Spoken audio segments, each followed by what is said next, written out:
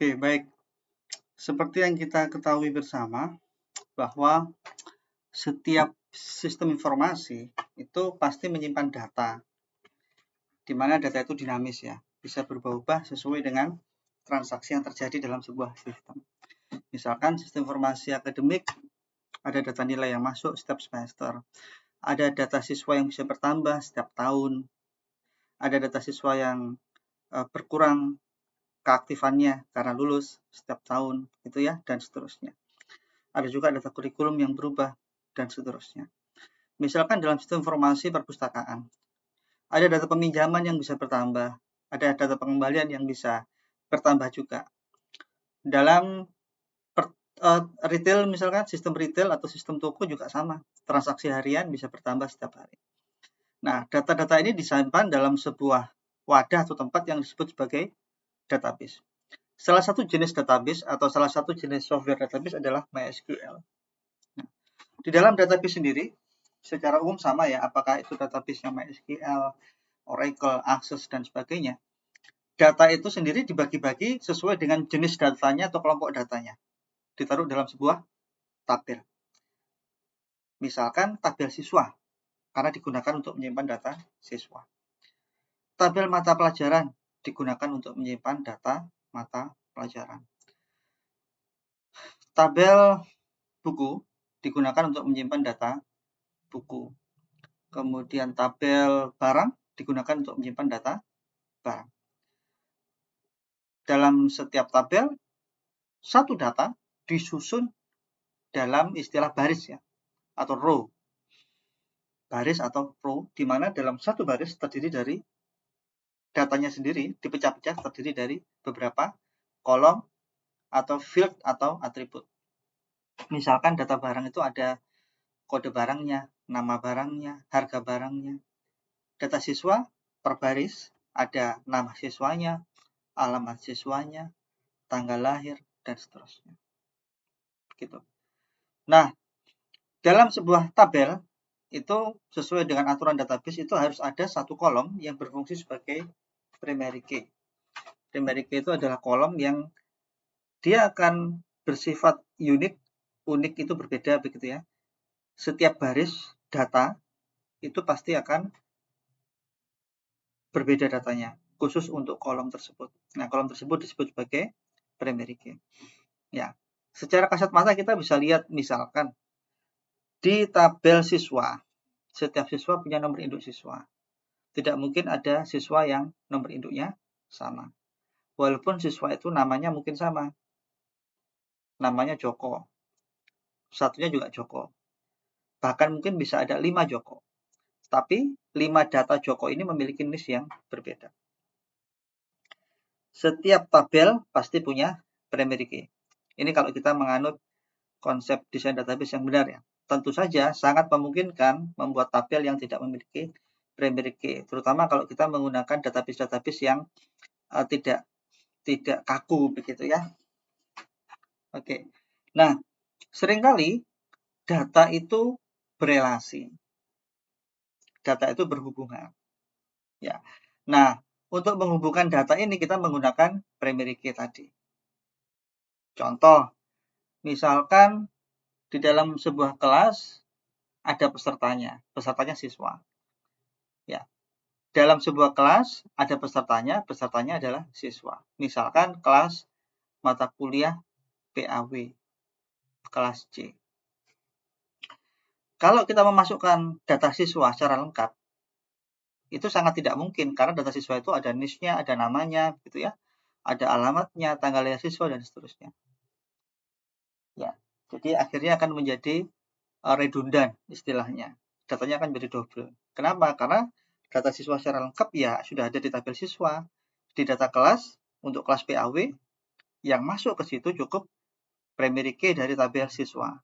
Misalkan tadi di tabel siswa primary key-nya adalah NIS, maka yang masuk ke tabel mata kuliah tadi cukup NIS-nya. Ya, itu fungsi dari primary key. Contoh yang lain misalkan di perpustakaan ada buku, ada kolom kode buku, judul bukunya, pengarang, jumlah halaman, tahun terbit, dan penerbit. ketika seorang anggota meminjam buku, dalam tabel peminjaman, buku apa sih yang dipinjam, yang dimasukkan tidak semua data satu baris buku, tidak, tapi cukup primary key-nya saja, kode bukunya saja. Contohnya seperti itu ya. Dari kode buku ini, database atau kita sebagai pengguna sudah tahu kode buku A, apa nih judulnya? Cek dong di tabel buku, itu ya. Kode buku A ini, oh judul bukunya adalah Matematika 1, penerbitnya Erlangga, dan seterusnya. Sesuai data yang ada di tabel buku. Nah, kondisi seperti itu disebut sebagai kondisi tabel yang saling berhubungan atau relasi. Ya. Ada juga suatu kondisi di mana tabel itu berhubungan seperti master detail ya. Ya, master detail. Contohnya seperti misalkan dalam kasus Syakat misalkan, satu mahasiswa melakukan KRS, ya. Ketika dia KRS itu dia bisa mengambil banyak mata kuliah. Nah, tabel KRS-nya itu adalah masternya. Di situ tertulis nomor induk mahasiswanya, NIM-nya, KRS semester berapa, tanggal berapa dia KRS. Kemudian mata kuliah apa yang diambil itu dibuatkan tabel baru, KRS detail misalkan. Nah, di tabel baru itu baru muncul kode-kode mata kuliah yang diambil oleh mahasiswa untuk KRS tersebut. Ya. Dari KRS tersebut tadi, itu otomatis ada primary key di tabel KRS yang masuk sebagai foreign key di tabel KRS detail. Ya. Dari foreign key itu akan ketahuan, ini mata kuliah ini diambil saat semester berapa, ada di tabel KRS-nya ya. Mahasiswanya siapa, ada di tabel KRS-nya, dan seterusnya. Master detail ini banyak terjadi di database. Ya, contoh misalkan tadi di peminjaman buku misalkan. Satu transaksi peminjaman memungkinkan seorang anggota pinjam buku lebih dari satu. Nah, itu pasti master detail. Ya, tidak mungkin satu peminjaman itu ditaruh dalam tabel peminjaman saja. Kenapa? Karena nanti kalau ditaruh dalam satu tabel peminjaman, misalkan dia pinjam 5 buku. Padahal kolomnya ada tanggal pinjam, nomor anggota, nomor peminjaman, misalkan begitu ya. Kalau dia ada 5 buku, berarti kan ada kode buku gitu ya. Akhirnya 3 kolom yang di awal tadi, tanggal pinjam, nomor anggota yang pinjam, dan nomor pinjam, itu akan double sebanyak 5. Nah, itu dalam database, ketika kita mendesain database, itu terjadi yang namanya pengelompokan redundan, pengelompokan data yang berulang, redundan. Ya, kalau kita belajar lebih detail, silakan dicek normalisasi ya, normalisasi tahap 1, tahap 2, tahap 3. Nah, ketika dicek di situ, kalau ada kelompok data yang berulang, maka kita harus mengeluarkan data yang berulang itu ke tabel yang terpisah. Ya, jadi akhirnya jadi 2 tabel nih, peminjaman dan peminjaman detail. Untuk penamaan tabelnya sebenarnya tidak ada aturan begitu ya. Cuman untuk memudahkan kita untuk mengetahui hubungan antar tabel itu biasanya kalau peminjaman masternya, detailnya peminjaman detail. Hal yang sama terjadi juga tadi contoh pertama sudah KRS ya. Kemudian ada apa namanya? Peminjaman buku. Misalkan lagi tadi kelas ya, misalkan juga kelas ya. Kelas ini mahasiswanya siapa aja, itu ada detailnya. Kemudian transaksi pembelian dan seterusnya. Jadi banyak kasus di sistem database itu pasti terjadi ada master detailnya. Nah, contoh di sini kita punya order dan order detail. Ya, kita lihat di sini ya. Tabelnya order ada ID order, tanggal, jam, pelayan, dan nomor meja. Terus ID order ini kalau kita lihat datanya, ya, ID order 12, 13, dan seterusnya. Ya. ID order 16 misalkan. ID order 16 itu pesanannya apa? Itu dicatat di order detail. Nah, kita bisa lihat di sini ID ordernya ada, cek yang 16. Oh, dia mesen ID menu 7 dan ID menu 2. ID menu 7 jumlah 1, harganya sekian, jadi sekian, subtotalnya. Kemudian ID menu 2, sejumlah 1, harganya sekian, jadi sekian. Ya. Order dan order detail ini adalah contoh hubungan yang master detail. Artinya, kalau master detail itu begini, order detail ini tidak mungkin bisa ada kalau ordernya nggak ada. Ya. Ketika KRS tadi, mata kuliah yang akan diambil dalam KRS tidak mungkin muncul kalau KRS-nya nggak ada. Ya.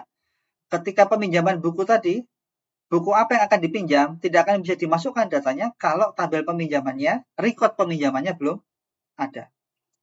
Di sini juga begitu ya.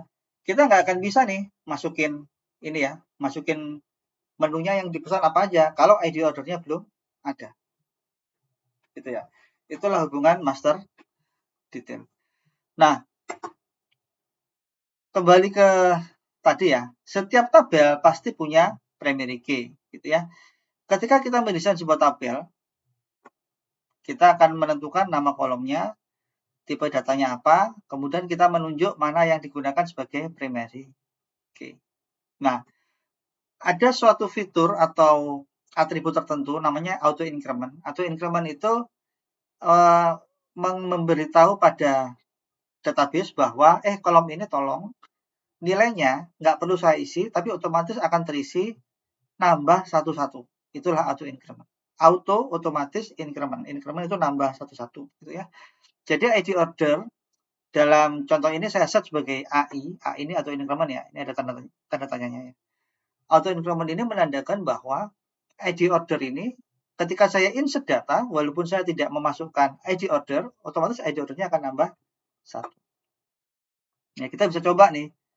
Misalkan kita cek ya, saya sorting ya. ID order terakhir 64 nih. Ya. Kalau saya new item, saya klik new item ya.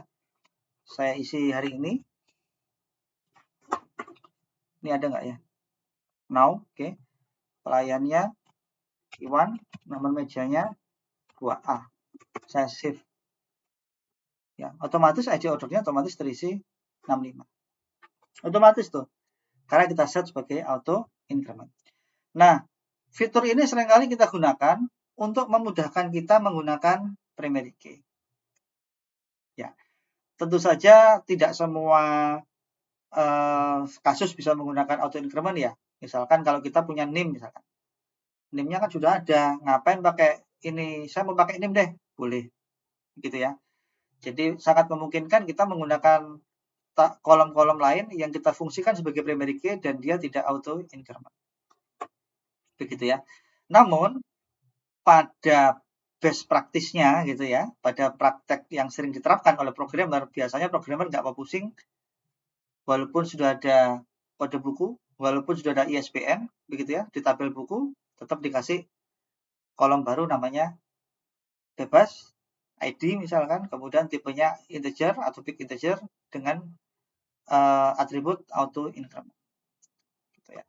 Misalkan di sini menu, nggak mau ribet, buatkan aja ID, tipe datanya big integer dan dia atributnya adalah auto increment. Ya. Jadi ini jadi auto increment itu sesuai kebutuhan aja. Kalau kita merasa oke, kayaknya enak pakai auto increment, kita bisa terapkan. Tapi kalau misalkan dia sudah ada kodenya dan kita nggak mau pakai auto increment ya boleh. Ya. Seperti tadi kode buku sudah ada ISBN. Kode barang, ini sudah ada nih, kode barang ada barcode-nya tinggal scan. Gitu ya. Jadi bisa saja kita tidak menggunakan auto increment. Ya. Kemudian, nah untuk insert master detail tadi sudah saya ceritakan ya. Jadi nggak mungkin kita memasukkan detail kalau tidak ada masternya. Begitu ya. Kenapa? Karena ID order ini sudah kita hubungkan ketika kita desain.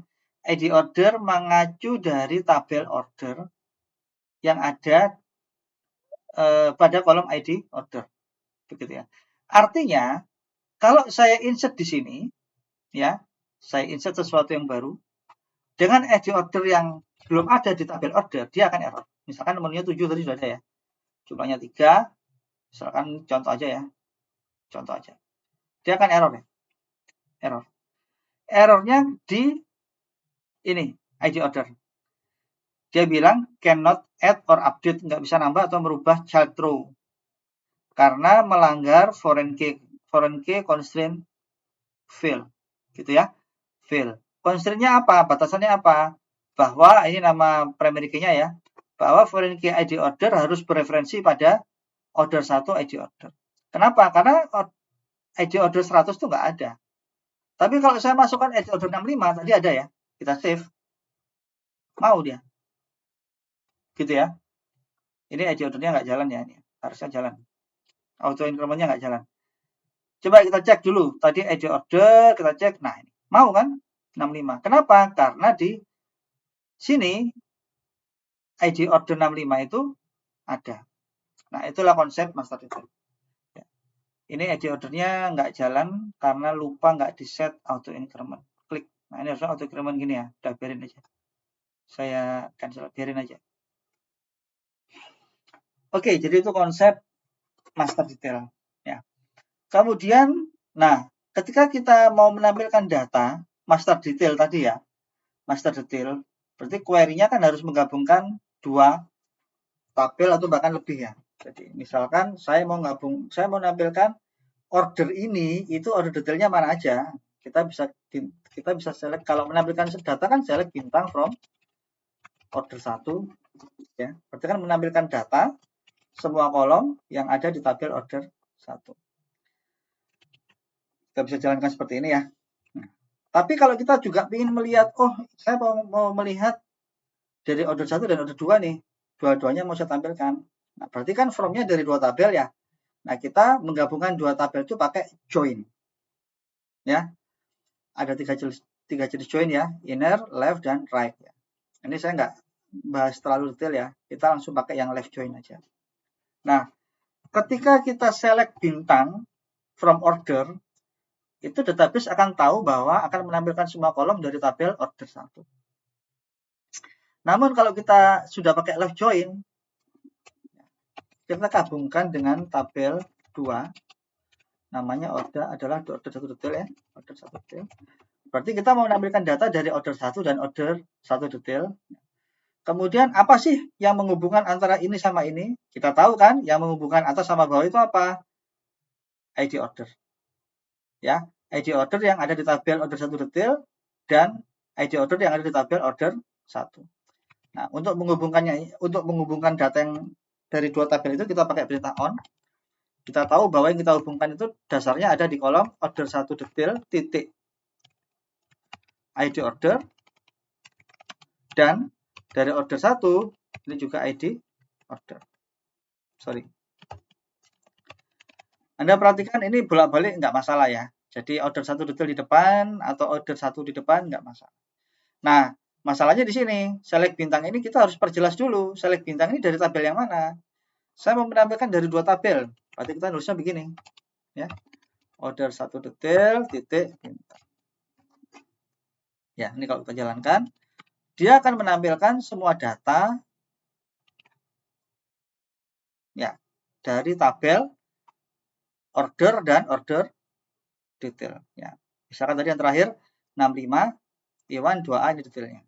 Kalau 64 kebetulan detailnya 2, ya ini. Kalau 63 detailnya 2 gitu ya, dan seterusnya. 62 detailnya 1 2 3 ada 3. Ya. Kemudian misalkan juga di sini kan ternyata juga berelasi dengan tabel menu ya. Kita mau menampilkan menu, tambahin aja left join menu 1. Kita harus tahu dulu yang menghubungkan antara menu 1 dengan tabel ini apa. Di sini ada ID menu nih. Jadi order 1 detail titik ID menu. Terus di menu 1 apa kolomnya? ID 1 sama dengan menu 1 titik ID 1. Kita menampilkan isi dari tabel menu. Koma ya. 1 titik bintang. Kita bintang aja.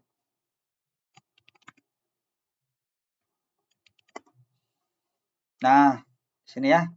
Jadi tadi Iwan itu ternyata nomor 7 itu air putih ya. ID menu nomor 7 itu air putih. Termasuk jenis makanan gitu ya. Harganya 500. Oke, kira-kira seperti itu. Nah, sekarang kalau kita mau mengatur yang di atas ini tinggal select bintangnya kita ganti kan ya. Misalkan saya yang ini maunya cukup nama misalkan yang menu ya. Menu ini cukup namanya aja misalkan gitu ya. Yang ini mungkin cukup ID order, tanggal pelayan, nomor meja misalkan ya. ID order, pelayan,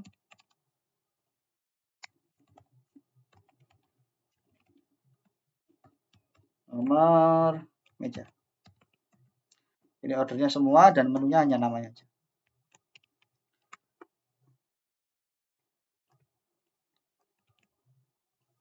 Ya, jadi kan seperti ini.